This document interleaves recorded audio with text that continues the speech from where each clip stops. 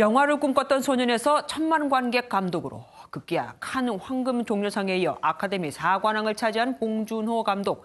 이제는 거장이라는 수식어가 자연스러워졌죠. 봉 감독 주변 사람들은 인간 봉준호, 영화 장인 봉준호를 어떻게 보고 있었을까요? 서영수 기자가 들어봤습니다. 곱슬머리에 은퇴 안경을 쓴 봉준호 감독은 냉철한 이미지보다는 푸근한 인상에 가깝습니다. 영화 기생충 배경이었던 피자집 사장 엄한기 씨에게 비친 첫인상도 별반 다르지 않았습니다. 사람이 좀 순수하게 보였지. 그냥 동네 그냥 호프 한 잔 먹으러 오는 아저씨 같은. 하지만 촬영에 임하는 모습을 보고는 생각이 바뀌었습니다. 사소한 것까지 치밀하게 설계하는 봉태일이 놀랍게 다가왔습니다. 그 사인만 들어가면 눈이 반짝반짝 빛나던데 사람이. 배우들한테도 세심하게 뭐 이렇게 뭐 행동하고 뭐 이런 자세를 얘기하는 것 같아. 20년 전 봉준호 감독과 작품을 함께했던 영화인들은 사람에 주목한 사람, 상대방 얘기를 들을 줄 알았던 자세가 지금을 만들었다고 얘기합니다. 인간에 대한 태도가 굉장히 좋은 사람이에요. 상대방의 이야기를 경청할 줄 알고 또 약자에 대한 측은지심도 굉장히 많이 갖고 있는 사람이에요. 살인의 추억 제작 현장을 봤던 김영석 영화평론가는 배우들 아이디어를 즉흥적으로 반영할 줄 알았던 감독, 기생충 프로듀서는 명쾌하고 정확하게 결단을 내리는 감독 봉준호를 기억했습니다. 영화를 사랑하는 사람들, 우리 국민은 봉준호 감독이 메가폰을 잡을 다음 작품에 눈이 가 있습니다. MBN 뉴스 서영수입니다. 봉 감독에게 축하의 박수를 보내며 회의를 시작한 문재인 대통령은 국민에게 자부심을 줘서 감사하다고 말했습니다. 그동안 국민 밉상으로 알려진 해리 해리스 미 대사는 영화 속에 나오는 라면을 먹으며 시상식을 봤다는 이색 축하 메시지로 간만에 국민들의 호감을 얻기도 했습니다. 황재원 기자입니다. 수석 보좌관 회의 시작 30분 전 들려온 기생충 수상 낭보에 문재인 대통령은 축하 박수로 회의를 시작했습니다. 기생충 영화가 작품상, 감독상, 각본상, 그리고 국제 장편 영화상 이렇게 4관왕 수상했죠. 박수 한번 치면서 시작할까요?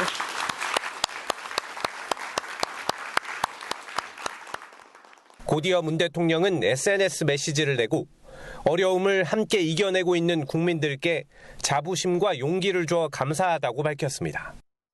그러면서 이번 쾌거는 지난 100년 우리 영화를 만들어 온 모든 분들의 노력이 축적된 결과라며 정부도 영화인이 영화를 마음껏 제작할 수 있도록 돕겠다고 덧붙였습니다. 문 대통령은 비슷한 내용의 축전도 기생충 제작팀에 보내 축하했고 청와대는 봉준호 감독 등을 청와대로 초청하는 행사를 검토 중입니다. 해리 해리스 주한 미국 대사는 기생충 영화 속에 나오는 라면인 짜파구리를 먹으며 시상식을 시청했다고 이색 SNS 글을 올려 화제가 됐습니다. 정치권도 축하 메시지에 동참했습니다.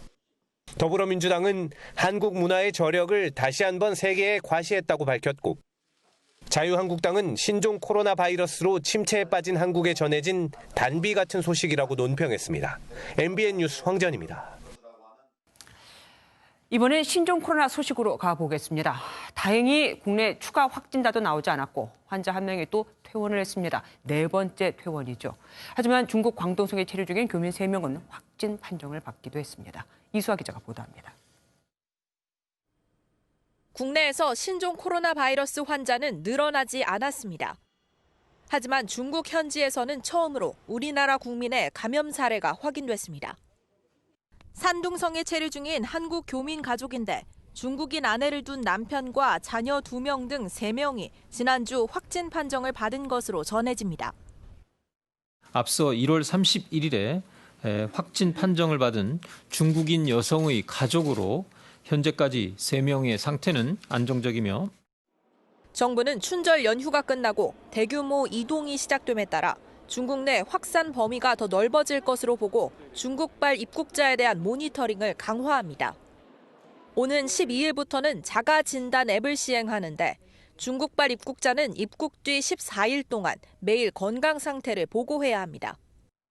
입국 2일차 밤 24시까지 자가진단 정보를 입력하지 않으신 경우 심평원 등 유선 확인팀으로 명단을 통보해서 연락이 되지 않으면 행안부, 각 지자체, 경찰청을 통해 위치 파악에 착수하게.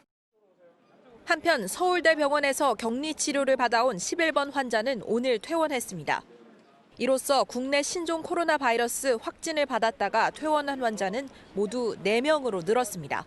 MBN 뉴스 이수아입니다. 어제 신종 코로나 바이러스 확진 판정을 받은 경기도 시흥시 일가족 3명의 동선이 공개됐습니다. 방역당국은 이들의 동선이 비교적 적고 마스크를 잘 착용하고 있었다고 했지만 취재진이 입수한 CCTV 화면에는 그렇지 않은 모습들이 포착됐습니다. 이재호 기자입니다. 한 음식점에 일가족 3명이 들어옵니다.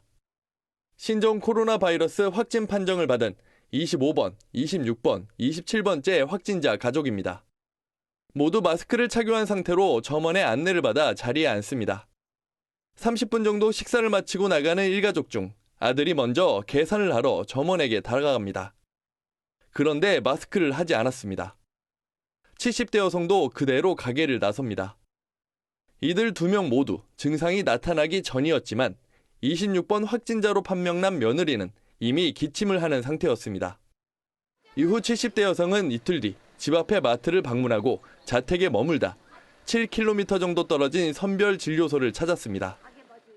지난 7일 25번째 확진자는 자신의 아들과 함께 선별진료소를 방문했다 이곳 마트에 들린 뒤 귀가했습니다. 이동수단은 모두 자차를 이용했습니다. 아님하고 아들이 네네. 두 분은 상태는 되게 괜찮았어요. 마스크를 계속 착용을 하고 계셨고. 신종 코로나 확진 판정을 받기까지 이들은 자택으로부터 10km 반경 안에 있는 마트와 음식점, 병원을 자차 혹은 택시를 이용해 다녔습니다. 방역당국은 3명의 확진자가 접촉한 사람은 43명이라며 증상이 없을 경우 전파 우려는 없다고 밝혔습니다. MBN 뉴스 이조입니다. 그래서일까요? 방역당국의 발표에도 불구하고 주민들의 불안은 쉽게 가시지 않고 있습니다. 관내 모든 유치원과 학교엔 휴교령이 내려졌고 나다니는 사람도 별로 없습니다. 강영호 기자가 보도합니다. 25번째 확진자의 동선으로 알려진 경기도 시흥의 슈퍼마켓입니다. 확진자가 살던 아파트에서 불과 200여 미터 떨어진 곳입니다. 방역을 마치고 오늘 영업을 재개했지만 손님들의 발걸음은 뚝 끊겼습니다. 전화를 했다가도 옆에서 아드님들이 지금 물건 시키지 말라 이런 식으로 해서 매출이 10분의 1로 지금 죽어 있고 이런. 확진자가 살던 아파트 인근에 위치한 고등학교입니다. 당초 오늘 개학식이 예정돼 있었는데요.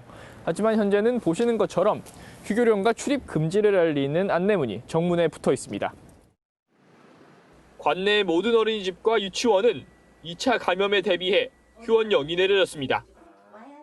불안하죠. 그리고 나도 환자가 있어가지고 집에 그 밖에 나가지도 못하고 뭐 사러 가지도 못하고 회사에서도 당분간 쉬래요. 시흥시는 확진자의 동선과 별도로 시내 전반에 대한 방역을 벌이고 있지만 시민들의 불안감은 쉽게 가라앉지 않는 모습입니다. MBN 뉴스 강영호입니다. 중국 우한에 남아있는 교민들을 데려오기 위해 내일 밤 3번째 전세기가 떠나죠. 이번에 이송될 인원은 150여 명으로 중국인 배우자를 포함해 우한에 남아있는 교민 대부분입니다. 이들은 경기 이천에 있는 국방어학원 숙소에 2주간 격리됩니다. 현장에 취재기자 나가 있습니다. 김순철 기자, 그곳 준비는 잘 되고 있는 거죠? 네, 이곳 국방어학원은 차분한 분위기 속에 교민들을 맞을 준비를 하고 있지만 긴장감도 감돌고 있습니다. 매우 중요한 사안인 만큼 정경두 국방부 장관이 이곳에 들러서 긴급 점검에 나서기도 했는데요. 일단 정부가 중국 우한에서 3번째로 데려올 교민 150여 명은 이곳 지상 4층 규모 숙소에 임시 거주할 예정입니다. 일각에서는 이천 주민들과의 감염 우려가 나오는 것도 사실인데 주변을 둘러보니 반경 1km 내에 군인 전용 아파트와 상가들도 보였습니다. 이천시는 주민들의 불안감을 차단하기 위해 엄태준 시장 주관으로 긴급 간담회를 가졌고 행정안전부도 지역 내 마을회관에서 별도로 설명회를 열었습니다. 우선 정부는 국방어학원 주변에 현장 상황실을 설치하고 격리자들의 상태를 실시간으로 살필 방침입니다. 또한 입소 기간인 14일 동안 교민들의 외부 출입과 면회를 금지하고 각자 객실에서 도시락으로 식사하게 해 접촉을 최소화하겠다는 입장인데요. 국방어학원 진입로 2곳에는 차량 소독 설비를 설치하고 주민들에게 방역 마스크와 세정제 등도 지급합니다. 세 번째 전세기는 내일 밤 인천공항에서 출발해 이튿날인 12일 오전 김포공항으로 돌아올 것으로 계획돼 있습니다. 한편 충북 진천의 국가공무원 인재개발원에서 생활 중인 교민 173명은 의심 증세가 나타나지 않으면 오는 15일 격리돼 귀가하게 됩니다. 지금까지 국방어학원에서 전해드렸습니다. 신종 코로나 바이러스 증상이 없는데도 중국을 방문했다는 이유만으로 진료를 받지 못하는 사례가 늘고 있습니다. 일부 정형외과, 치과에서도 진료를 거부하고 있는데 병원들은 감염자가 나와서 병원 문을 닫으면 누가 책임질 거냐며 하소연합니다. 강대엽 기자입니다. 발목이 골절됐는데 병원에서는 진료를 거부하고 의사도 못 만나게 한다. 중국을 방문했다는 이유로 정형외과에서 진료를 거부당했다는 내용의 온라인 게시물입니다. 병원에 갈 엄두를 못 내기도 합니다.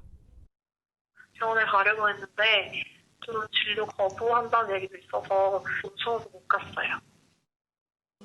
중국을 다녀온 사람은 치과 치료도 받지 못하는 일이 벌어집니다. 열이 없으세요? 아니 그런 거 전혀 아니고 치과 진료 받고 싶은데 센터 가시면 고문이 내려와가지고 치과가 시작해서 대한치과의사협회에 확인해보니 그런 지침은 사실 무근이었습니다.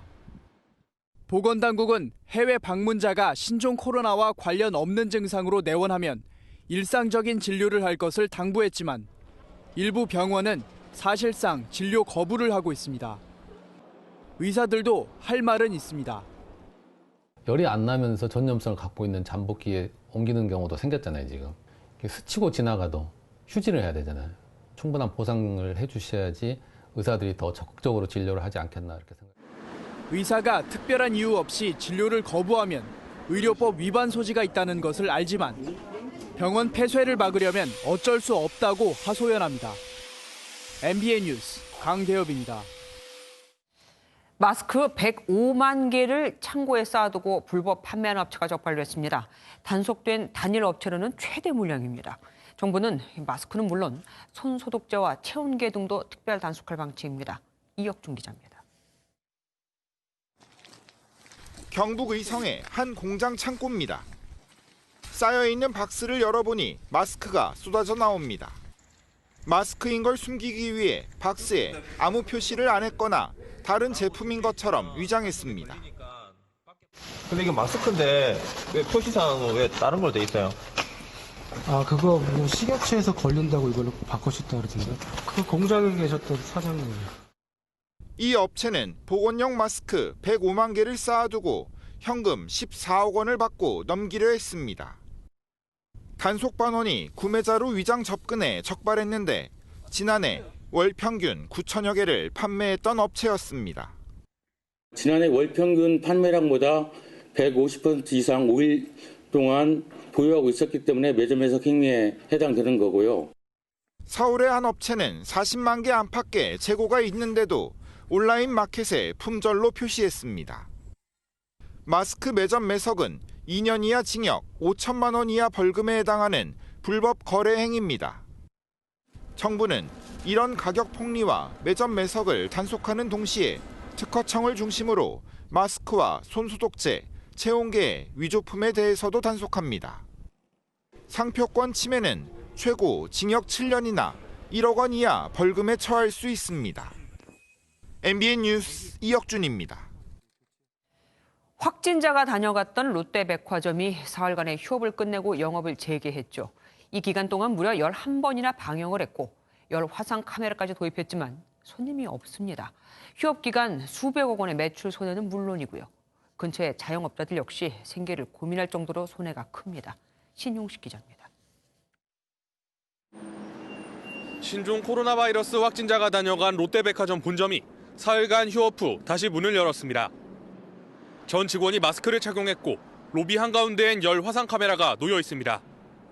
다른 주요 백화점들도 오늘 하루 집중 방역을 위해 휴점했습니다. 전국에 있는 백화점이 저희가 다 닫았어요. 아울렛이라. 임시 휴무하는 것 때문에 손해나는 게 한 500억 되죠. 확진자 동선과 가까운 가게들의 고통도 이만저만이 아닙니다. 이거 있기 전에 매출하고 딱 반으로 줄었어요. 거의 직원도 이제 한 명 줄였고 해가 심한 거죠. 80%가 줄었다고 생각해야지. 그래가지고 지금 이렇게 다 노리고 있잖아. 전문가들은 방역 당일만 지나면 이후 출입을 하더라도 감염 위험은 낮다고 강조했습니다. 하루 정도 그 공간에 대한 출입 규제는 필요하겠죠. 근데 그걸 넘어서서 뭐 며칠 이렇게 하는 것은 아무런 과학적인 이유가 없다. 정부도 방역 후 환기를 잘하면 영업에 문제가 없다고 밝혔지만 손님들의 우려가 사라지지 않으면서 상인들의 주름도 쉬이 펴지지 않고 있습니다. MBN 뉴스 신용식입니다. 북한과 맞닿은 접경 지역도 신종 코로나로 몸살을 앓고 있습니다. 관광객들의 발길이 뚝 끊긴 건데 특히 이곳은 아프리카 돼지열병으로 반년째 관광이 중단됐었죠. 돼지열병에 이은 코로나로 직격탄을 맞았습니다. 손하늘 기자가 다녀왔습니다. 경기도 파주의 북한 접경 지역입니다. 식당도 전시관도 문을 닫았습니다. 특산물 매장에도 사람이 없습니다. 신종 코로나가 확산하면서 마을 가게 전체가 운영 중단에 들어갔습니다. 지난해부터 아프리카 돼지열병으로 반년째 관광지가 막히고 이번엔 신종 코로나로 관광객이 아예 끊기자 영업을 포기한 겁니다. 9월 중순경부터 돼지열병 때문에 관광객 출입이 거의 다 금지되고 있습니다. 여기에서 나오는 농산물을 또 이렇게 팔아서 이렇게 생활을 하는 그런 지역이기 때문에 불똥은 지역 전반으로 튀었습니다. 한낮에도 아무도 없는 시장엔 주인을 찾지 못한 진열품만 가득합니다. 폐쇄된 정류장만이 이곳이 휴전선에 오가는 관광객들이 북적이던 곳임을 알려줍니다. 시장 상인들은 5만 번째 방문객 이벤트까지 준비했지만 관광이 전면 중단되면서 지금은 발길이 뚝 끊긴 상태입니다. 상인분들이 임대료도 제대로 못 내는 그런 실정입니다. 버티다 못해 지금 몇 집이 지금 문 닫고 있는데. 관광지에 특산물을 납품하던 공장들도 위태롭긴 마찬가지입니다. 팔로가 막힌 공장 창고엔 이렇게 가공하지 못한 원재료들이 쌓여만 가고 있습니다. 인원이 8명에서 현재 5명으로 지금 감축이 된 상황이에요. 그러니까 3명 정도가 줄었습니다. 지금 그러니까 대출도 거의 막힌 상황이고. 중국인 관광객만 해도 한 달에 2만 명에 달하던 접경 지역. 주민들의 한숨만 깊어지고 있습니다. MBN 뉴스 손하늘입니다. 신종 코로나 바이러스가 확산하면서 생산과 소비는 물론 금융거래마저 위축되고 있습니다. 손님들과 대면 접촉을 해야 하는 시중은행이나 보험 설계사들은 손님들의 연이은 약속 취소에 타격이 큽니다. 엄혜림 기자가 보도합니다. 서울 중구의 한 시중은행 창구. 사람들이 많이 찾는 마감 직전 시간이지만 방문객 수가 평소 3분의 1 수준으로 뚝 떨어졌습니다. 신종 코로나 사태로 급한 업무를 제외하곤 은행을 찾는 사람이 뜸해진 겁니다. 펜 같은 거를 잡으실 때 조금 손 세정제 같은 걸 이용하셔서 그렇게 좀 하시는 분도 있고, 그 영업점 직원을 통해서 하는 거래 같은 경우는 확연히 줄어들었고. 23번 환자가 다녀간 서울 명동 역시 관광객이 줄다 보니 자영업자의 매출 감소 파장이 은행으로 고스란히 전해집니다. 가게들이 많다 보니까 이제 입출금 같은 업무를 현금으로 들고 오셔서 하시는 경우가 많은데 아무래도 매출도 줄고 이러다 보니까 좀 그런 입출금 업무 보시는 분들이 확실히 좀 많이 줄으신 것 같아요. 실제 국내 주요 시중은행 두 곳의 평균 방문객 수는 설 연휴 직후인 지난달 28일 24만 명에서 일주일이 지난 이달 4일에는 14만 5천 명으로 40% 급감했습니다. 19번 환자가 나온 서울 송파구의 한 보험 사무실도 마찬가지입니다. 보험 가입이 가장 많이 이뤄지는 연초지만 설계사 40여 명 중 대부분 약속이 취소돼 5명만 업무를 보고 있습니다. 전화는 괜찮은데 오는 거는 싫다고 얘기하시는 분이 너무 많으세요. 그래서 조금 지나서 만나자 뭐 이런 얘기가 더 많으시고요. 신종 코로나 첫 확진자가 나온 지 4주째로 접어들면서 생산과 소비를 넘어 금융업계에도 파장이 가시화하고 있습니다. MBN 뉴스 엄혜림입니다. 중국에선 신종 코로나로 인한 사망자가 900명을 넘었습니다. 그런데 이 와중에 중국의 언론 통제는 계속되는 걸까요? 이번엔 우한 내부 실태를 전하던 변호사 출신 시민 기자까지 실종됐습니다. 가족들은 그가 격리됐다는 당국의 통보를 받았지만 말이 좋아 격리지 끌려간 게 아닌가 의심하고 있습니다. 신재호 기자입니다. 중국 내 신종 코로나 바이러스 감염으로 목숨을 잃은 사람이 900명, 확진자 수는 4만 명을 넘어섰습니다. 지난해 12월 초 발병 이래 하루 사망자 수가 90명을 넘어선 건 이번이 처음입니다. 현 추세대로라면 사망자 수가 조만간 1000명을 넘어설 가능성이 큽니다. 좀처럼 사망자가 줄지 않으면서 신종 코로나 바이러스의 존재를 처음 알린 의사 리원양을 추모하는 열기가 더욱 뜨거워지고 있습니다. 리원양의 어머니도 나서 아들에게 침묵을 강요했던 경찰의 해명을 요구하자 중국인들의 분노도 커지는 상황.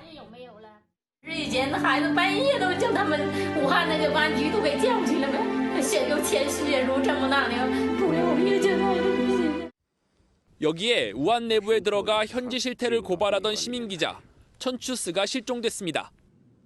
천추스의 가족은 천 씨가 격리됐다는 당국의 통보를 받았지만 언제, 어디로 격리됐는진 모른다고 말했습니다.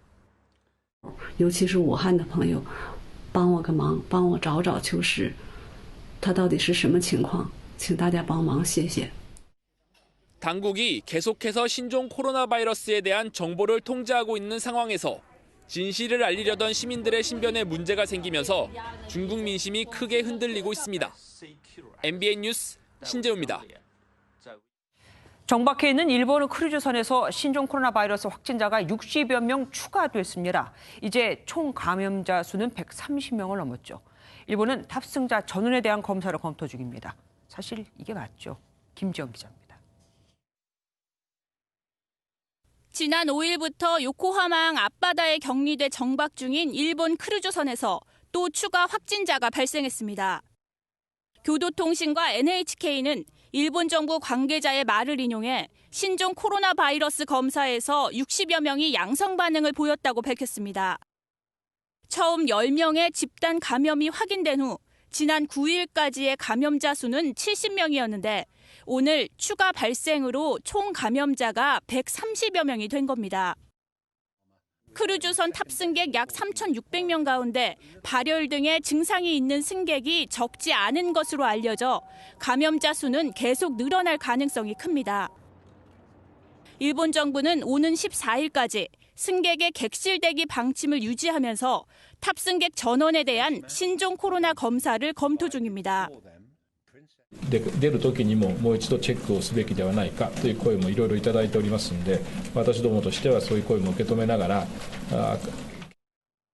지금은 접촉자나 발열 등 증상이 있는 사람, 몸 상태가 좋지 않은 80세 이상 고령자에 한해 신종 코로나 바이러스 검사가 진행되고 있습니다. 크루즈선에 격리된 자국민을 이송하겠다는 미국 정부의 요청에 대해 일본 정부는 논의 중이라고 밝혔습니다. MBN 뉴스 김지영입니다. 유승민 의원의 전격 제안으로 자유한국당과 새로운 보수당의 합당 논의가 급물살을 타고 있습니다. 새로 만들어질 정당의 이름은 대통합신당으로 잠정 결정됐고 황교안 대표와 유승민 의원도 조만간 만날 것으로 보입니다. 이동석 기자입니다. 유승민 의원의 합당 제안으로 그동안 삐걱거리던 자유한국당과 새로운 보수당의 통합이 속도를 내기 시작했습니다.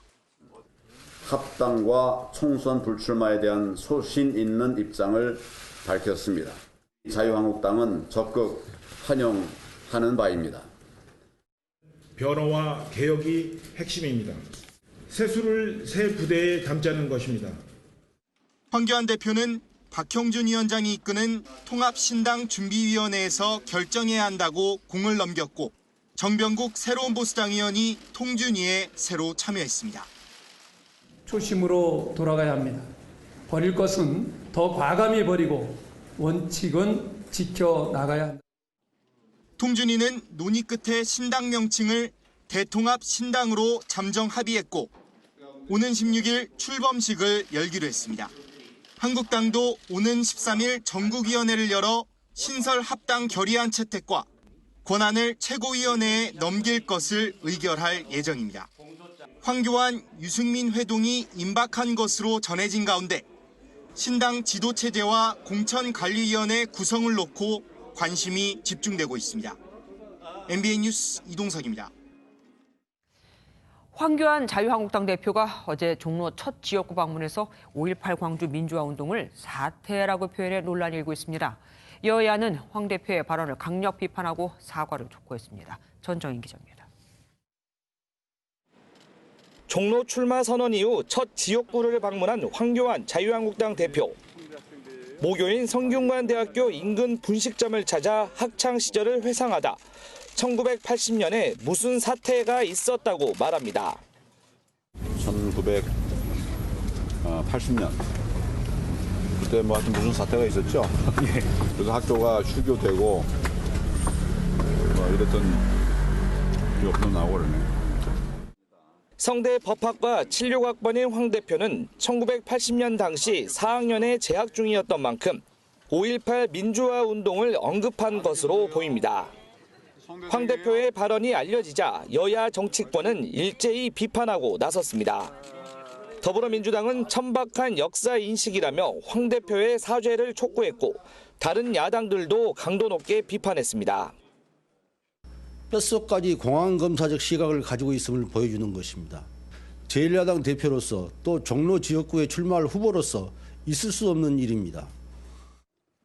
황 대표는 자신의 발언에 대해 대학 4학년 때의 시점을 생각한 것으로 광주와 전혀 관계가 없다고 해명했습니다.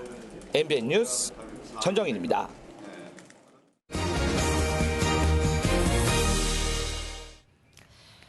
자유한국당이 울산시장 선거 개입 사건과 관련해 추미애 법무부 장관을 고발하고 대통령의 탄핵 가능성을 언급했습니다. 공소장을 공개하지 못하게 한 것도 문제고 청와대 8개 기관이 사건에 개입했는데 대통령이 몰랐을 수가 없다는 겁니다. 김도형 기자입니다. 자유한국당은 울산시장 선거 개입 사건과 관련해 공소장 비공개 결정을 내린 추미애 법무부 장관을 직권남용 혐의로 검찰에 고발했습니다. 기획형 집단 선거 부정이라며 21대 국회에서 특검 추진을 시사한 한국당은 대통령 탄핵 카드까지 꺼내들었습니다. 문 대통령의 연루 사실이 조금이라도 나온다면 대통령에 대한 탄핵을 추진할 것입니다. 새 보수당 법치특별위원장을 맡은 김웅 전 부장검사는 공소장에 대통령이란 단어가 39번 나온다며 연루 가능성을 지적했습니다. 정의당은 공소장 비공개가 검찰개혁의 정당성을 흠집내는 빌미가 될 것을 우려했습니다. 국민의 알 권리를 침해하는 것이고 권력과 재벌의 범죄를 은폐하기 위한 것이라는. 더불어민주당은 신종 코로나 바이러스로 인한 비상 상황에서 야당의 탄핵 발언은 무책임하다고 유감을 표시했습니다. 바이러스와 전쟁을 벌이고 있는 이 비상한 상황에서 대통령 탄핵을 거론하고 방역 전선의 참호 뒤에 숨어서 아군의 등을 향해 총을 쏘는 것. 이원내 대표는 민생 현안을 처리하기 위해 2월 임시국회가 시급하다며 야당의 협조를 거듭 요구했습니다. MBN 뉴스 김도형입니다. 윤석열 검찰총장이 본격적인 총선 수사 체제에 앞서 전국 지검장들에게 강조한 건 정치적 중립이었습니다. 검사의 정치적 편향은 부패나 마찬가지라고 한 겁니다. 소신 있는 수사를 전폭 지원하겠다는 의미 있는 발언도 나왔습니다. 조경진 기자입니다. 총선을 2달 앞두고 대검찰청에 전국 18곳의 지검장과 선거 담당 부장검사 등 80여 명이 모였습니다. 본격 총선 수사 체제에 돌입하면서 윤석열 총장이 엄정한 수사와 함께 강조한 건 정치적 중립. 검찰에게 정치적 중립은 생명과도 같은 것이어서 검사가 정치적으로 편향된 것은 부패한 것과 같다는 점을 명심해야 합니다. 하지만 최근 울산시장 선거 개입 의혹 수사를 염두에 둔 듯 소신 수사를 언급하기도 했습니다. 일선 검사들이 법과 원칙에 따라 소신껏 수사할 수 있도록 저는 검찰총장으로서 물심양면으로 최선을 다해 전폭 지원할 예정입니다. 이번 회의에는 소위 추미애발 인사폭풍으로 흩어졌던 윤석열 라인의 대검 참모진들도 참석해 눈길을 끌었습니다. 검찰은 일단 금품 수수, 여론 조작, 공무원 등의 불법 개입을 3대 중점 단속 대상으로 정하고 일선청별 선거전담 수사반을 꾸려 비상근무 체제에 들어갑니다. 이번 국회의원 선거를 가장 공정한 선거로 만들자는 윤석열 검찰총장. 선거 개입 의혹 수사로 여권과 불편한 관계에 놓인 윤 총장이 총선 수사로 활로를 찾게 될지 관심이 모아지고 있습니다. MBN 뉴스 조경진입니다.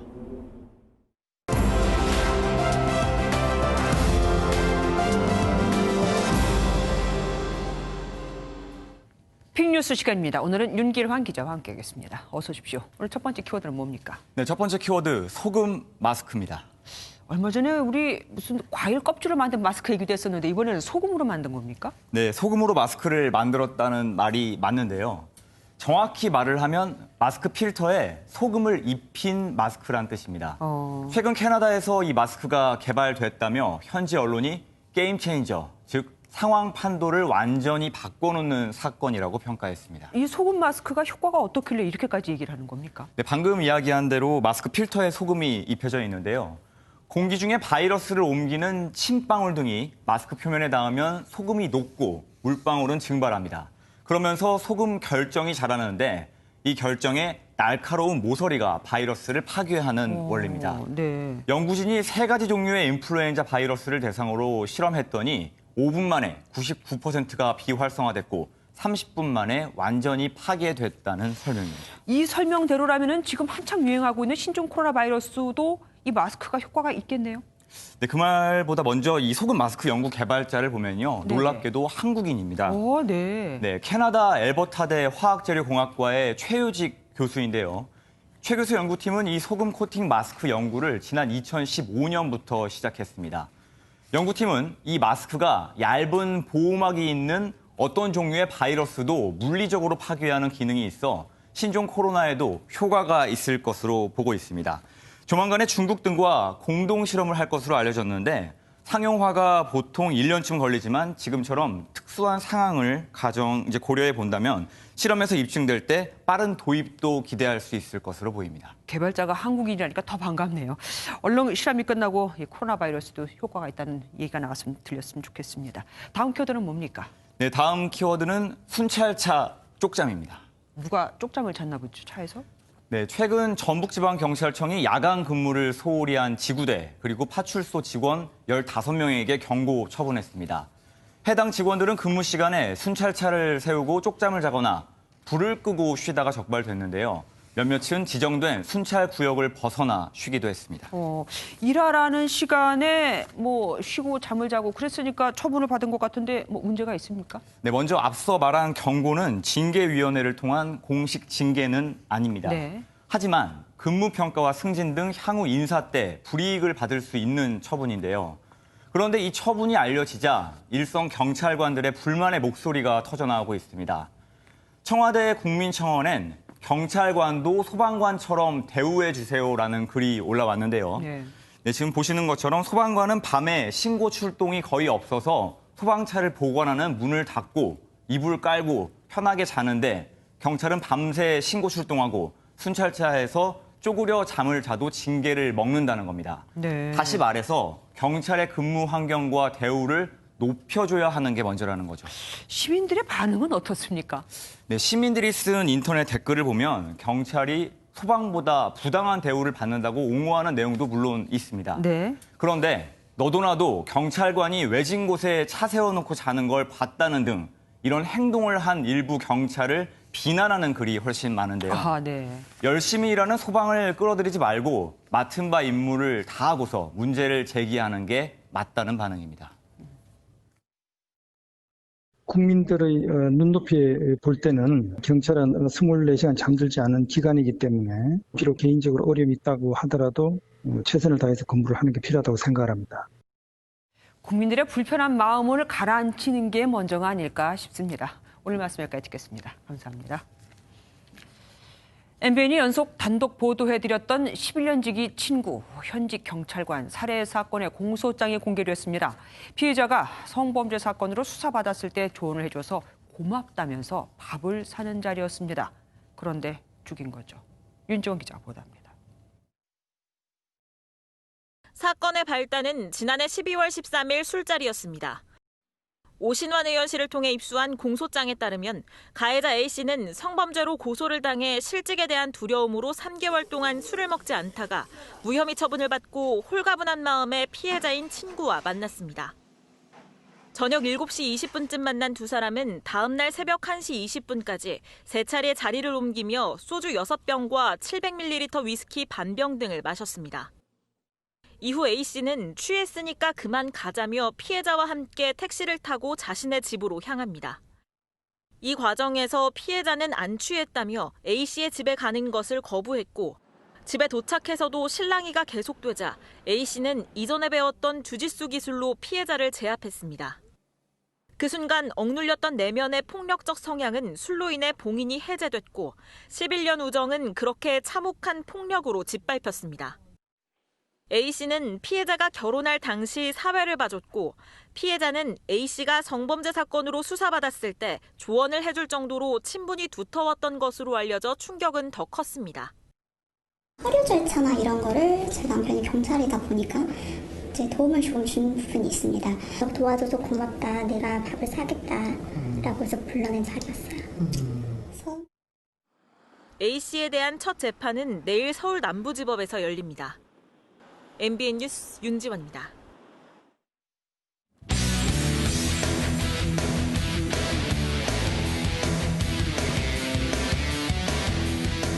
스포츠 뉴스입니다.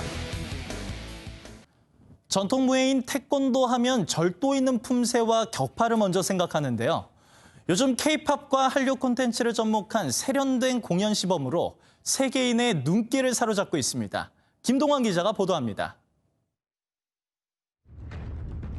글로벌 오디션 프로그램 갓 탤런트의 이탈리아 편에 최근 세계 태권도 연맹 시범단이 출연해 객석을 발칵 뒤집어 놓았습니다. 현란한 발차기와 묘기 같은 공중 격파에 심사위원들은 입을 다물지 못했고 골든 버저를 받은 시범단은 3월에 열리는 결선에 직행했습니다. 태권도 대표 단체들이 운영하는 시범단은 태권도를 응용한 각종 공연으로 세계의 태권도의 매력을 알리는 천병들. 태권도의 본산인 국교원이 가장 먼저 창단해 해마다 10여 개 나라에서 공연을 펼칩니다. 이후 대한태권도협회 시범단이 독립해 연극과 뮤지컬을 결합한 무대 공연으로 젊은 세대의 눈길을 사로잡았고 세계 태권도 연맹 시범단이 갓 탤런트에서처럼 세계 전파에 앞장섭니다. 전에는 우리 태권도 가서 격파만 해도 그냥 사람들이 거의 맛이 갔습니다. 그런데 거기에 이제 극적인 요소를 좀 가미해서 공연을 하다 보니까 관객들이 조금 더 태권도를 좀 더 쉽게 받아들일 수 있는 거죠. 50명 안팎으로 구성된 각 시범단은 유단자들을 대상으로 1년에 한 번 신입 단원들을 뽑는데 경쟁률이 평균 20대 1에 이를 정도로 인기가 높습니다. 새 시범단이 연간 펼치는 해외 시범 공연만 100여 차례.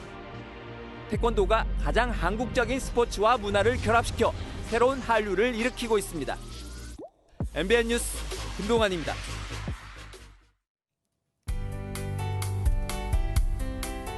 추위가 풀리자 미세먼지가 비상입니다.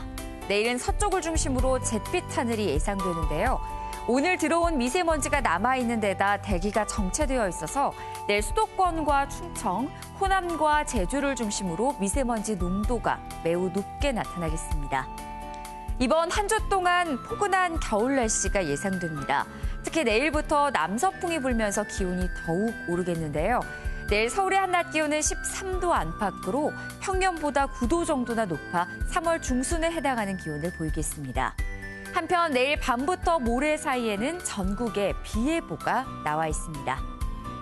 오늘 낮 동안 기온이 크게 오르면서 포근했습니다. 내일 중부지방 맑은 가운데 평년보다 무척 높은 기온 보이겠습니다.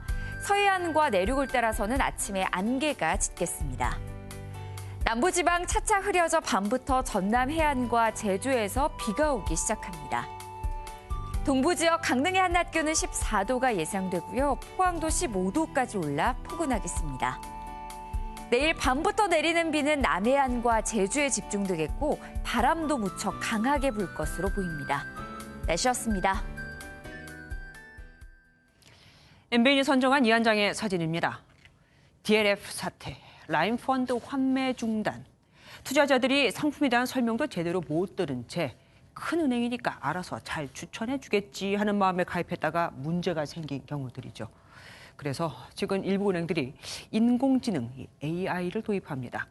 이젠 인간이 로봇에 의지하는 시대가 오는 거죠. 다만 인간의 잘못을 로봇에게 덮어씌우는 일은 없어야겠습니다. MBN 종합뉴스 여기서 마치겠습니다. 함께해 주신 여러분 고맙습니다.